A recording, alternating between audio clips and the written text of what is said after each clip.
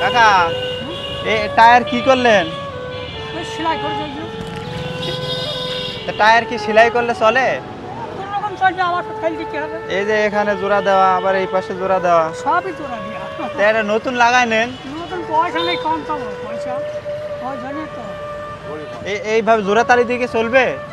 এখন কোনো রকম চলবে, তারপর পরে আবার কিনতে হবে। এখন এখন কোনো রকম চলবে। তো এই টাকা নাই দেখে এটা আবার সেলাই করে নিলে? টাকা হলে কি করবো? এই সকালবেলা এসছে। আচ্ছা হ্যাঁ চলেন দেখি আপনার রিক্সা কই আছে দেখি চলেন।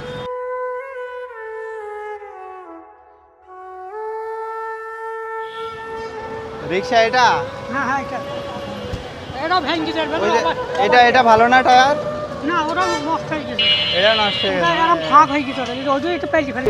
হ্যান্ডেল বললেন তো ভেঙে গেছে। এটা হ্যাঁ, এটাও ভেঙে গেছে। ভেতরে ওভার দিয়ে আছে। ও এই যে এখান তো ভাঙা না? হ্যাঁ ভালো। আসসালামু আলাইকুম, আমি ইসমাইল হোসেন। একটা মানুষের সংসার চলে এই রিক্সাটা চালায়, সেই রিক্সাটা নষ্ট হয়ে গেছে। তো একটা কাহিনী আপনাদের কাছে একটু শেয়ার করি। আমি যাইতেছিলাম, দেখলাম যে ওই যে জুতা সেলাই করে না, সেখানে এই যে টায়ার সেলাই করতেছে। আসলে বলবো কি, যারা পায়ে রিক্সা চালায় তারা কিন্তু বেশি টাকা ইনকাম করতে পারে না। ওই যাই 200-300 টাকা ইনকাম করে, ওই দিয়ে তাদের সংসার চলে। এখন এই টায়ার লাগাবে, টায়ার লাগাইতে গেলে 650 টাকা লাগবে একটা টায়ার লাগাইতে। তো এই জিনিসটা দেখাই আমি কিন্তু আসলাম, আইসা দেখি যে এই যে রিক্সার হ্যান্ডেলটাও কিন্তু একেবারে নষ্ট হয়ে গেছে। তো আজকে আমার সামনে পড়লো, তো এখন দেখি আমরা এটা কি করা যায়, একেবারে নতুন করে দেবো ইনশাল্লাহ। ভাই এই যে ভালো টায়ার আছে না? ঠিক আছে, ওই যে একটা টায়ার আর একটা হ্যান্ডেল লাগাই দেন আমাদের।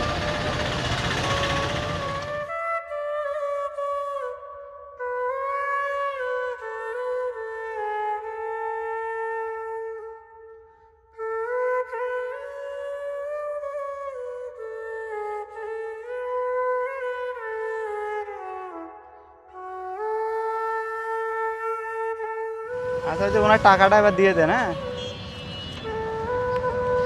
কত বললো জানো? কয় টাকা বলছে? তোমার দাম কত বলছে? 1450 টাকা বলছে। আচ্ছা, দিয়ে দেন, টাকাটা দিয়ে দেন।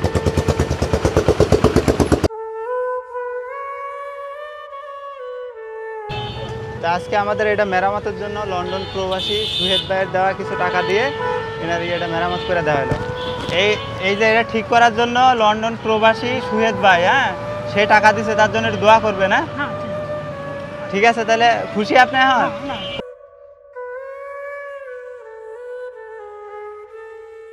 ঠিক আছে যান তাহলে। হ্যাঁ হ্যাঁ। তো যে রিক্সা দিয়ে তার সংসার চলতো, সেই রিক্সাটাই নষ্ট হয়ে গেছিলো, তো সেটাই আমরা একটু মেরামত করে দিলাম।